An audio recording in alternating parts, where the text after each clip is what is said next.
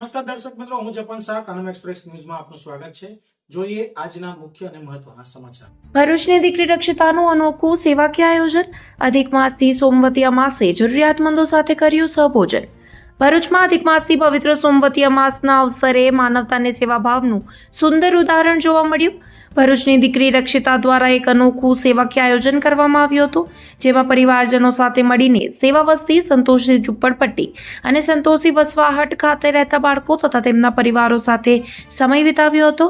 આ પ્રસંગે રક્ષિતા અને તેમના પરિવારજનોએ માત્ર ભોજન વિતરણ જ નહીં, પરંતુ બાળકો અને પરિવારોની વચ્ચે બેસીને સૌ સાથે પ્રેમપૂર્વક સહભોજન કર્યું હતું, જેના કારણે સમગ્ર વિસ્તારમાં લાગણીસભર અને આત્મીય માહોલ સર્જાયો હતો। સોમવતી અમાસના પવિત્ર દિવસે કરવામાં આવેલા સેવાકીય કાર્યને સ્થાનિક લોકોએ પણ બિરદાવ્યું હતું। રક્ષિતાએ જણાવ્યું હતું કે સમાજના દરેક વર્ગના લોકો સાથે જોડાઈને ખુશીઓ વહેંચવી એ જ સાચી સેવા છે। જરૂરિયાતમંદ પરિવારોના ચહેરા પર સ્મિત લાવવાનો પ્રયાસ કરવામાં આવ્યો હતો। આ કાર્યક્રમ દરમિયાન બાળકોમાં પણ ભારે ઉત્સાહ જોવા મળ્યો હતો।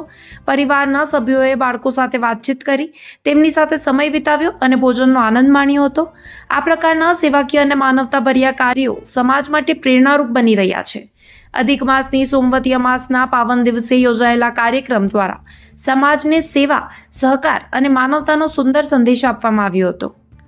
રિપોર્ટર રવિ સૈયદ, ભરૂચ।